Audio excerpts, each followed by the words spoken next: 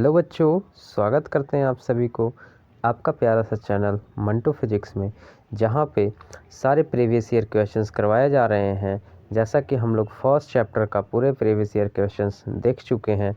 अब हम लोग सेकंड चैप्टर की ओर बढ़ते हैं, जो आपका स्थिर विद्युत विभव तथा धारिता है, इलेक्ट्रोस्टैटिक पोटेंशियल एंड कैपेसिटेंस के सारे क्वेश्चंस हम लोग करेंगे, जो आपको पहले एग्जामिनेशन में ऑलरेडी पूछ चुका है। ठीक है, और आपके आने वाले एग्जामिनेशन इसी पे बेस्ड क्वेश्चंस रहेंगे। ठीक है, आपको रिपीटेड क्वेश्चंस भी मिल जाते हैं, जैसा कि आपको पहले चैप्टर में पता चला होगा। ठीक है, तो चलिए आप हमारे साथ में बने रहिए वीडियो के अंत तक, और स्टार्ट करते हैं हम लोग वस्तुनिष्ठ प्रश्नोत्तर का। सवाल कहता है दोस्तों कि एक समानांतर प्लेट संधारित्र के प्लेटों के बीच प्रवैधुत पदार्थ डालने पर संधारित्र की धारिता क्या होती है। तो जैसे कि एक मानते हैं कि ये समानांतर प्लेट संधारित्र है, यह एक समानांतर प्लेट संधारित्र है, इसमें के प्रवैधुतता का पदार्थ एक हम डाल दिए हैं, तो इसकी धारिता जो होती है वो क्या होती है, C = A/D के बराबर होता है। यानी कि प्रवैधुत पदार्थ डालने से इसकी धारिता क्या हो जाती है, बढ़ जाती है।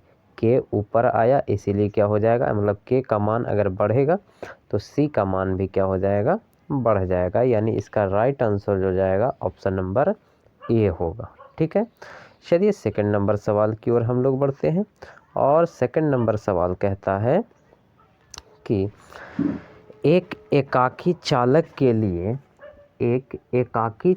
के लिए निम्न में से कौन अनुपात अचर होता है। ठीक है, तो कौन सा अनुपात अचर होता है दोस्तों, तो ऑप्शन नंबर ए आपका राइट चला जाएगा, कुल आवेश बटा में विभव सही हो जाएगा। क्लियर है, कुल आवेश बटा में क्या होता है, विभव के बराबर होता है। और ये वैल्यू जो है अचर रहता है, किसके लिए, एकाकी चालक के लिए। क्यों अचर रहता है, क्योंकि C बराबर में क्या होता है, Q बटा में भी, जहाँ Q क्या होता है, आवेश होता है, और V क्या होता है, विभव होता है। और ये दोनों का वैल्यू जो होता है अचर होता है। और कैसे अचर होता है, क्योंकि किसी भी चालक पदार्थ पर जितना आवेश हम ऐड करते हैं, जितना आवेश देते हैं, तो यानी Q का वैल्यू बढ़ने से, क्योंकि Q समानुपाती होता है किसके, V के, तो Q का वैल्यू जितना बढ़ाएंगे, यानी आवेश का मान चालक पर जितना बढ़ाएंगे, V का मान उतना ही क्या होता है, बढ़ता है। क्लियर है, चलिए नेक्स्ट सवाल की ओर हम लोग आगे बढ़ते हैं। और नेक्स्ट सवाल कहता है, दिए गए चित्र में प्लेट X पर आवेश क्या होगा। तो ध्यान दीजिएगा दोस्तों, प्लेट Y का विभव 20 है और प्लेट X का विभव 10 है, और इस प्लेट की जो धारिता है वो कितना दे दिया, 2 माइक्रोफैराड के बराबर दे दिया। इसका मतलब यह है कि X का 10 वोल्ट है, यानी Y प्लेट जो है वो पॉजिटिव हो जाएगा आवेश, और X प्लेट का नेगेटिव हो जाएगा। ठीक है, तो X प्लेट का हमें पूछ रहा है, यानी इसका विभवांतर जो हो जाएगा, विभव जो हो जाएगा वो माइनस में जाएगा। इसका मतलब है कि आवेश हम देखें तो C बराबर में क्या होता है, Q बटा में भी, तो Q बराबर में क्या हो जाएगा, C इंटू भी, और C का वैल्यू हमें पता है 2 माइक्रोफैराड दिया है, 2 माइक्रोफैराड दिया है, और V का वैल्यू X प्लेट का कितना है दोस्तों, 10 है। ठीक है, और ये क्या हो जाएगा, ये पॉजिटिव और ये वाला नेगेटिव, यानी ये किस में चला जाएगा, माइनस में 10 चला जाएगा। तो 10 दूना में कितना हो जाएगा, 20 माइक्रो कूलम हो जाएगा, उसमें भी क्या, माइनस में जाएगा। आवेश किस में जाएगा, माइनस में। क्यों आवेश माइनस में क्यों जाएगा, कारण बता दिए ना, क्योंकि ये पॉजिटिव प्लेट है और ये पॉजिटिव, इस पे आवेश जो जाएगा प्लस और इस पे आवेश माइनस। क्यों, क्योंकि इसका विभव ज़्यादा है और इसका विभव कम है, इसीलिए। क्लियर है। तो इसका जो राइट आंसर जाएगा ऑप्शन नंबर बी जो होगा -20 माइक्रो कूलम के बराबर होगा। ठीक है, चलिए आगे हम लोग बढ़ते हैं क्वेश्चन नंबर 4 की तरफ में। और 4 नंबर सवाल है कि ए तथा बी बिंदुओं के बीच समतुल्य धारिता क्या होगा। चलिए देखते हैं हम लोग, फिगर में बता दिया गया है यहाँ पे कि ए और बी के बीच, ए यहाँ है, ठीक है, और बी यहाँ है, दोनों के बीच समतुल्य धारिता पूछ रहा है। तो इसको तो हम लोग आसानी से निकाल सकते हैं। कैसे निकालेंगे, तो सबसे पहले ए और बी पॉइंट को छोड़ देंगे, इसके पीछे से हम लोग चलेंगे। ठीक है, तो जैसा कि हम लोग जानते हैं कि एक ही तार में 2 या 2 से अधिक संधारित्र लगा हुआ रहता है तो वह श्रेणी क्रम में होता है, और श्रेणी क्रम का समतुल्य धारिता जो होता है वो 1/C इक्विवेलेंट बराबर 1/C1 plus 1/C2 plus 1/C3 के बराबर होता है। जबकि समानांतर क्रम में जो होता है उसका यदि अगर देखा जाए तो धारिता C इक्विवेलेंट बराबर C1 plus C2 plus C3 के बराबर होता है। समझ में आ रही बात। चलिए, तो एक ही तार में स्थित, तो देखिए तो ये वाला जो संधारित्र है 4 माइक्रोफैराड का और ये संधारित्र 4 माइक्रोफैराड का, ये दोनों के दोनों अगर गौर से देखें तो इसमें तार चेंज नहीं हुआ है, एक ही तार है, समान तार है। इसीलिए ये दोनों संधारित्र किस में होगा, श्रेणी क्रम संयोजन में होगा। और श्रेणी क्रम संयोजन यानी ये दोनों को हटा करके हम एक ही ऐसा संधारित्र लगाएं जो दोनों संधारित्र के बराबर कार्य करे। तो ये करेंगे कि सबसे पहले ये दोनों को हटा करके एक ही संधारित्र लगाएंगे, यानी 1/C इक्विवेलेंट बराबर 1/4 प्लस में 1/4 हो जाएगा। 4 अगर एलसीएम ले लेते हैं 1 + 1 यानी 2/4 यानी 2 दूना 4, यानी C इक्विवेलेंट 1/C इक्विवेलेंट का जो वैल्यू आया वो 1/2 आया। इसका मतलब C इक्विवेलेंट का वैल्यू क्रॉस मल्टीप्लाई करेंगे तो 2 मिल जाएगा। ठीक है, तो ये दोनों को हटा दिए, ये दोनों को हटा दिए और यहाँ पे क्या किए, एक ही लगाएं, कितना का, 2 माइक्रोफैराड का। अब देखिए ये वाला भी 2 माइक्रोफैराड और ये वाला भी 2 माइक्रोफैराड, दोनों किस में आ गया दोस्तों, तो दोनों समानांतर क्रम संयोजन में आ गया। ये दोनों जो है उस समानांतर में आ गया। ठीक है, तो जब समानांतर में आ जाती है तो दोनों को डायरेक्ट क्या कर देते हैं, ऐड कर देते हैं। तो ये भी 2 माइक्रोफैराड का, ये भी 2 माइक्रोफैराड का, तो 2 2 कितना हो जाएगा, 4। ठीक है, और इसका जो फिगर तैयार हो जाएगा वो कुछ इस टाइप से तैयार हो जाएगा। ये वाला ए ऐसे, ठीक है, ये ऐसे तैयार हो जाएगा, ये वाला ए हो गया और ये वाला बी हो गया। ये वाला 4 है, ये वाला 4 है और ये वाला 4 है, और तीनों के तीनों किस में आ गया, श्रेणी क्रम में आ गया। तो तीनों को क्या कर देंगे, रेसिप्रोकल करके ऐड कर देंगे, यानी क्या चला जाएगा, तो 1/C इक्विवेलेंट बराबर 1/4 प्लस 1/4 प्लस 1/4, यहाँ पे 4 एलसीएम ले लेंगे तो 3 1 प्लस 1 प्लस 1 हो जाएगा। ठीक है, यही नहीं जाएगा, 1 प्लस 1 प्लस 1, ठीक है, 1, तो कितना हो जाएगा, 1/C इक्विवेलेंट 3/4 हो जाएगा। यानी C इक्विवेलेंट बराबर देखें तो 4/3 माइक्रोफैराड चला जाएगा। ऑप्शन नंबर आपका, ऑप्शन नंबर कौन सा होगा, 4/3, यानी बी ऑप्शन आपका राइट जाएगा। क्लियर है। चलिए आगे सवाल की ओर बढ़ते हैं हम लोग। और नेक्स्ट सवाल क्या है, नेक्स्ट सवाल कहता है, ठीक है, आई होप कि आपको दिख रहा हो, 64 समरूप बूंदें जिनमें प्रत्येक की धारिता 5 माइक्रोफैराड है मिलकर एक बड़ा बूंद बनाते हैं, तो बड़े बूंद की धारिता क्या होगी।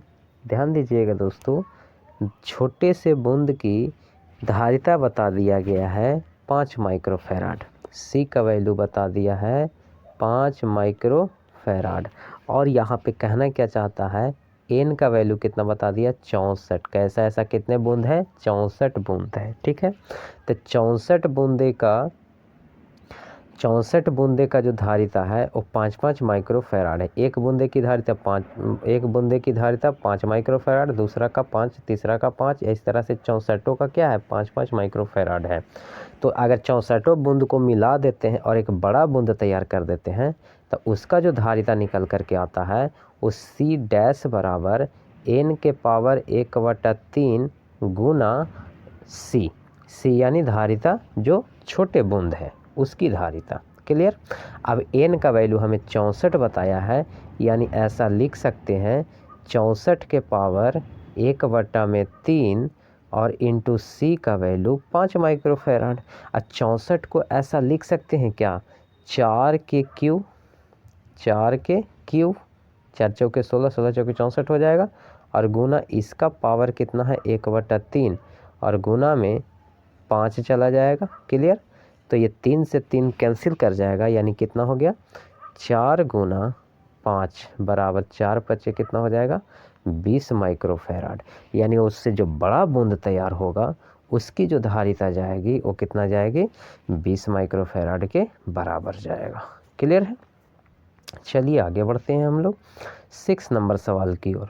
और 6 नंबर सवाल कहता है ए और बी के बीच समतुल्य धारिता क्या होगी। तो ए और बी के बीच देख लेते हैं, ए यहाँ है और बी यहाँ है। तो सबसे पहले तो ये दोनों हम लोग संधारित्र को जैसा कि देख रहे हैं उस समानांतर क्रम संयोजन में है, तो ये दोनों को हटाएंगे और एक लगाएंगे। ठीक है, तो दोनों को हटा करके एक लगाएंगे तो जब समानांतर में होती है तो डायरेक्ट ऐड हो जाती है, यानी 3 और 2 कितना हो जाएगा, 5 हो जाएगा। ठीक है, तो ये दोनों को हटा करके हम 5 माइक्रो फैराड का एक ही लगा देंगे और इधर कितना है, 4 माइक्रो फैराड का है। ये वाला ए हो गया, ये बी हो गया और ये 4 हो गया। अब दोनों किस में आ गया, श्रेणी क्रम में आ गया। तो श्रेणी क्रम के लिए हम लोग जानते हैं 1/c इक्विवेलेंट बराबर 1/c1, यानी 1/5 प्लस 1/4 हो जाएगा। और इसको अगर एलसीएम ले लेते हैं तो 4×5 20 आ जाएगा, तो ये हो जाएगा 4 और ये हो जाएगा 5, यानी 5×4 9/20। तो ये तो 1/c इक्विवेलेंट का वैल्यू आया 9/20, तो c इक्विवेलेंट का वैल्यू कितना आ जाएगा, 20/9, 20/9। क्लियर है, यानी 20/9 माइक्रो फैराड इसका आंसर जाएगा। ऑप्शन नंबर ए इसका राइट होगा। क्लियर।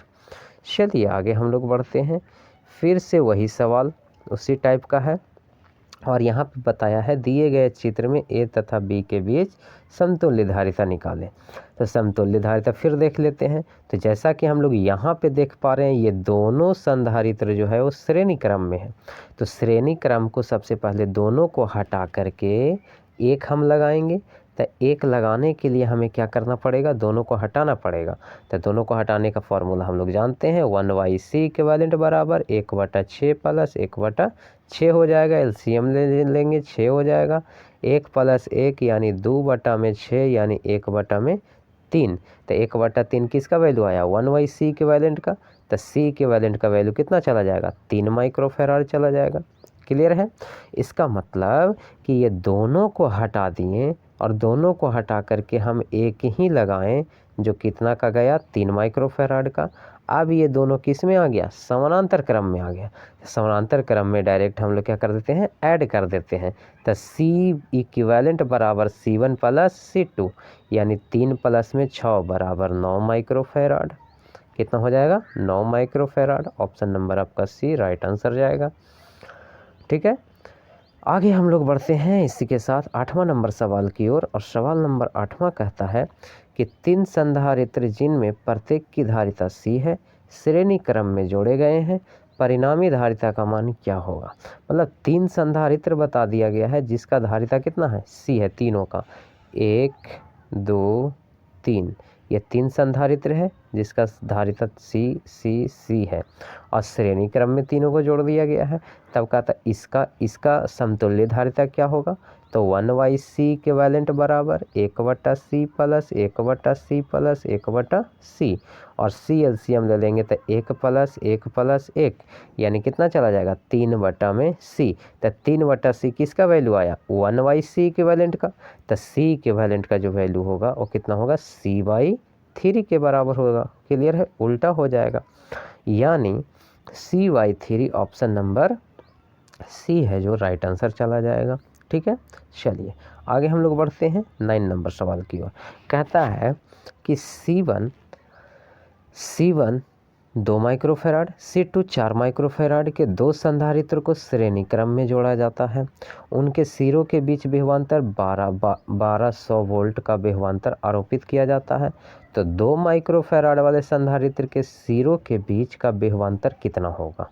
ठीक है, इसका मतलब हम लोग तो इतना तो जानते ही हैं कि जब दो संधारित्र को श्रेणी क्रम में जोड़ा जाता है तो इसको बैटरी से कनेक्ट कर देते हैं तो इसका विभवांतर और इसका विभवांतर अलग अलग होता है, लेकिन दोनों को मिला करके जो विभवांतर बताया गया है वो 1200 वोल्ट बताया गया है। एक ये वाला है C1 और ये वाला है C2।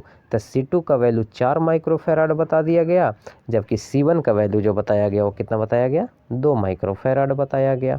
ठीक है, और इसमें पूछ रहा है कि 2 माइक्रोफेराड वाले का विभवांतर कितना होगा, ये वाला सिर्फ इसका विभवांतर कितना होगा ये पूछना चाह रहा है दोस्तों। ठीक है, तो चलिए हम लोग सबसे पहले करते क्या है, करना ये है कि सबसे पहले यहाँ पे हम आवेश पता कर लेंगे कि आवेश कितना पास कर रहा है। तो आवेश पता करने के लिए हमको क्या करना पड़ेगा, ये दोनों को हमें C इक्विवेलेंट समतुल्य धारिता निकालना होगा। ठीक है, ये दोनों श्रेणी क्रम में जो लगे हुए हैं इसका समतुल्य धारिता निकालना होगा, और समतुल्य धारिता जब निकल जाएगा तो यहाँ से हमें Q बराबर में मिल जाएगा C भी, वहाँ से हमें आवेश पता चल जाएगा। और जब आवेश पता चल जाएगा तो एक इंडिविजुअल मतलब कि 2 माइक्रोफेराड वाले धारिता का आवेश विभवांतर पता कर लेंगे। क्लियर है, तो आइए देखते हैं हम लोग। तो सबसे पहले ये वाला एक है और एक ये है, इसको बैटरी से कनेक्ट कर दिया गया है। ठीक है, और ये 2 माइक्रोफेराड का है और ये 4 माइक्रोफेराड का है। ठीक है, और ये 1200 वोल्ट है। अब ये दोनों को हटा करके हम एक लगाएंगे, तो एक लगाने के लिए क्या करना पड़ेगा 1/c इक्विवेलेंट बराबर 1/2 + 1/4 हो जाएगा। 4 LCM ले लेंगे तो हो जाएगा 1 + 2 + 1 यानी 3 में आ जाएगा 4। तो C इक्विवेलेंट आ जाएगा 4/3। क्लियर है, मतलब कि C का वैल्यू 4/3 आ गया। और हम लोग जानते हैं अगर इसका आवेश निकालना होगा तो हम कैसे निकालेंगे। तो आवेश निकालने का फॉर्मूला देखिए, जैसा कि हम लोग जानते हैं C बराबर होता है Q/V। C बराबर क्या होता है Q/V। तो Q बराबर क्या हो जाएगा C × V, और C का वैल्यू आया कितना 4/3 आया। ठीक है, और V का वैल्यू कितना दिया हुआ है 1200 दिया हुआ है। क्लियर, तो जब 1200 दिया हुआ है तो इसको सबसे पहले हम लोग क्या करेंगे, इसको काट देंगे। तो 4 × 12 ये 400 बार में कट जाएगा। ठीक है, तो 4 × 4 = 16 यानी आवेश का जो मान आया वो कितना आया 1600। ठीक है, आवेश का मान कितना आया 1600 माइक्रो कूलम के बराबर आया। ठीक है, तो अगर श्रेणी क्रम संयोजन में आवेश सारे धारिता पर समान होता है जबकि विभवांतर क्या होता है अलग अलग होता है, तो सिर्फ इसका विभवांतर निकालने के लिए हम क्या करेंगे कि V बराबर में क्या मिल जाएगा हमें, V बराबर में Q/C मिल जाएगा। V बराबर क्या मिल जाएगा Q/C, और C किसका देख रहे हैं तो 2 माइक्रोफेराड का, यानी C का मान हमें 2 माइक्रोफेराड मालूम है और ये हो जाएगा 1600। ठीक है, तो आवेश का मान 1600 में कितना चलेगा C का मान 2। ठीक है, तो ये वाला 8 दूना 1600, कहने का मतलब इसका जो 2 माइक्रोफेराड का जो मिलेगा हमें विभवांतर वो कितना मिल जाएगा 800 मिल जाएगा। ऑप्शन नंबर कितना C हो जाएगा इसका राइट आंसर। क्लियर है, आगे हम लोग बढ़ते हैं। ठीक है, आप लोग बिल्कुल ज़रूर कमेंट सेक्शन में बताइएगा दोस्तों आपको समझ में आ रहा है या नहीं आ रहा है। मेरे हिसाब से तो आपको दिक्कत नहीं होनी चाहिए, जितने डिटेल से आपको हम बता रहे हैं। ठीक है, तो देखिए सवाल नंबर 10 है।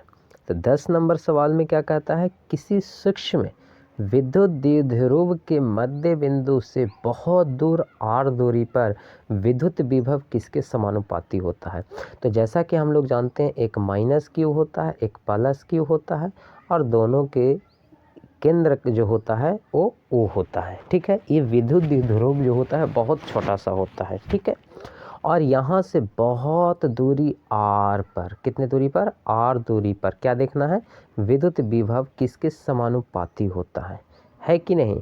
तो किसके समानुपाती होता है, तो जैसा कि हम लोग जानते हैं कि v बराबर जो होता है वो इक्वेटोरियल पे यानी निरक्षीय रेखा पर तो शून्य होता है v का मान, जबकि अक्षीय रेखा पर कुछ न कुछ v का मान होता है, और वो कितना के बराबर होता है, तो k p बटा में r स्क्वायर के बराबर होता है कि नहीं।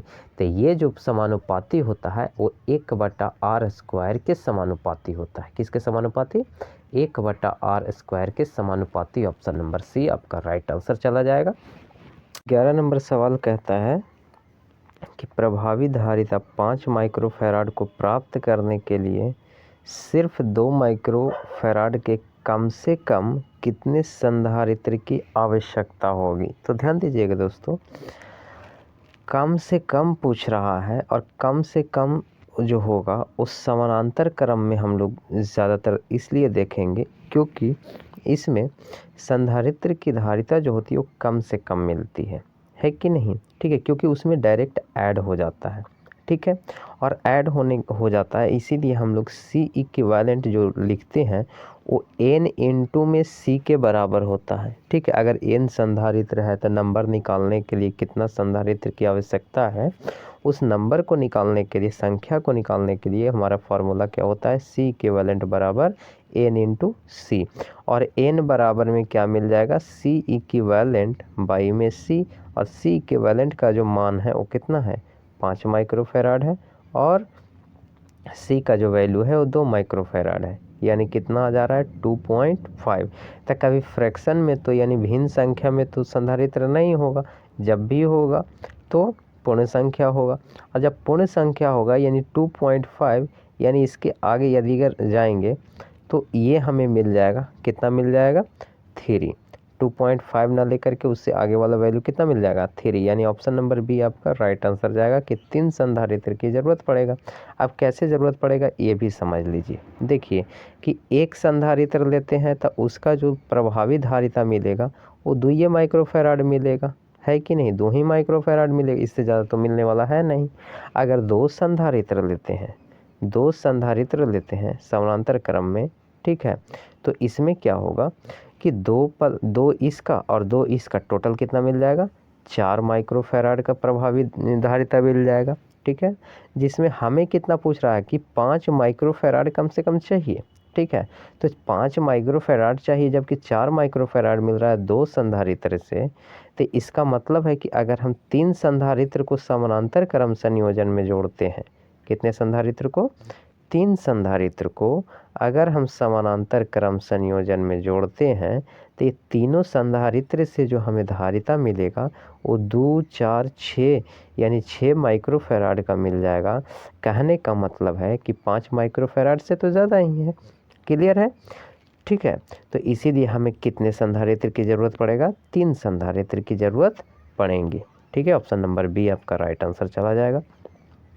इसी के साथ हम लोग आगे बढ़ते हैं, और कहता है कि यदि 100 वोल्ट तक आवेशित करने पर एक संधारित्र की संचित ऊर्जा 1 जूल हो तो संधारित्र की धारिता क्या होगी। तो सिंपल एज दैट कि U बराबर में हम लोग जानते हैं हाफ CV स्क्वायर होता है।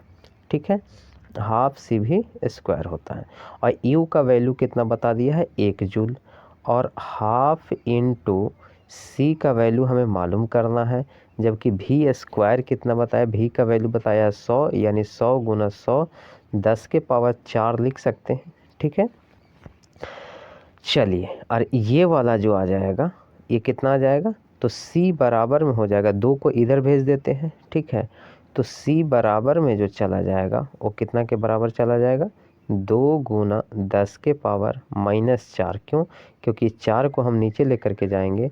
ठीक है, 10 के पावर 4 रहेगा, फिर ऊपर लेकर के जाएंगे तो माइनस में हो जाएगा, यानी 2 गुना 10 के पावर -4 फैराड। कौन सा? ऑप्शन नंबर बी आपका राइट आंसर चला जाएगा। ठीक है, चलिए नेक्स्ट कहता है कि वैद्युत द्विध्रुव की निरक्षीय स्थिति में विद्युत विभव का व्यंजक क्या होता है? तो शून्य होता है दोस्तों। चलिए नेक्स्ट सवाल कहता है, 14 नंबर सवाल कहता है कि +10 माइक्रोकूलम -10 माइक्रोकूलम के दो बिंदु आवेश वायु में परस्पर 40 सेंटीमीटर की दूरी पर रखे हैं, निकाय की वैद्युत स्थितिज ऊर्जा क्या होगी? तो ध्यान दीजिएगा दोस्तों, जैसा कि हम लोग निकाय की वैद्युत स्थितिज ऊर्जा पूछ रहा है, तो ये हम लोग जानते हैं U बराबर में हो जाता है Q1 Q2 बाई R के बराबर होता है, और K का वैल्यू होता है यानी 1/4πε0 का वैल्यू कितना होता है? 9 × 10⁹ इंटू Q1 का वैल्यू +10 माइक्रोकूलम, तो 10 गुना 10 के पावर -6 हो जाएगा माइक्रो का वैल्यू, और एक है -10 माइक्रोकूलम यानी -10 गुना 10 के पावर -6, और बाई 40 सेंटीमीटर बताया है दूरी, यानी 40 गुना 10 के पावर कितना चला जाएगा? -2 चला जाएगा। क्लियर है? चलिए अब यहाँ ध्यान दीजिएगा, 9 × 10 के पावर यहाँ 9 यहाँ, एक यहाँ, एक यहाँ, ठीक है, और 2 ऊपर चला जाएगा तो प्लस में चला जाएगा, तो 9 2 11 11 और 2 13, यानी ऐसा लिख सकते हैं 10 के पावर कितना हो जाएगा? 13, और गुना 10 के पावर -6 यहाँ, 10 के पावर -6 यहाँ, यानी 10 के पावर -12 बटा में कितना हो जाएगा? 40 के बराबर हो जाएगा। क्लियर? अब 10 के पावर 13 में से 10 के पावर 12 घटेगा तो 10 के बराबर बचेगा। ठीक है, इसका मतलब ये है कि कितना आ जाएगा? 9/4 गुना 40 गुना 10, तो 1 0 से 1 0 कैंसिल, यानी 9/4, तो 4 दूना में हो जाएगा 8, और फिर से 4 दूना में हो जाएगा 8, और ये आपका चला जाएगा 2 4 पंजे 20, यानी 2.25 जूल माइनस में जाएगा ना, किस में? माइनस में, यानी ऑप्शन नंबर आपका चला जाएगा सी जो होगा राइट आंसर होगा। चलिए आगे बढ़ते हैं हम लोग। दो समान धारिता सी वाले संधारित्र को समानांतर क्रम में जोड़ने पर उसकी समतुल्य धारिता क्या होगी? तो दो समान धारिता के, ठीक है, दो समान धारिता के संधारित्र है सी और सी, तो समानांतर क्रम में दोनों क्या हो जाता है? ऐड हो जाता है, यानी C + C 2C के बराबर हो जाएगा। ऑप्शन नंबर आपका चला जाएगा ए जो होगा राइट आंसर होगा। ठीक है, आगे हम लोग बढ़ते हैं। कहता है कि आवेशित संधारित्र पर संग्राहक पट्टिका और संघनक पट्टिका के आवेशों का योग कितना होता है? तो एक संग्राहक पट्टिका प्लस में होता है और संघनक पट्टिका माइनस वाले होते हैं, और दोनों पे बराबर और विपरीत आवेश होते हैं। तो दोनों को अगर जोड़ेंगे तो हमें टोटल क्या मिल जाएगा? आवेश 0 के बराबर मिल जाएगा, यानी आपका ऑप्शन नंबर ए होगा राइट आंसर। विभव प्रवणता का विभव प्रवणता बराबर होती है, किसके बराबर होती है? तो हम लोग जानते हैं, ठीक है, कि विद्युत क्षेत्र के बराबर होती है। E बराबर होता है -dV/dx होता है। ठीक है, E बराबर -dV/dx होता है विद्युत क्षेत्र, तो ये क्या हो जाएगा? dV/dx हो जाएगा। हालांकि माइनस में होता है, ठीक है, लेकिन अगर ऐसा है तो यहाँ पे इनमें से कोई नहीं भी हो सकता है कि नहीं, क्योंकि हमारा -dV/dx होता है। क्लियर है? चलिए आगे हम लोग बढ़ते हैं। एक समांतर पट्टिका संधारित्र की धारिता के लिए निम्नलिखित में कौन सही है? A ε0/d, A ε0/d, option number A आपका राइट आंसर चला जाएगा।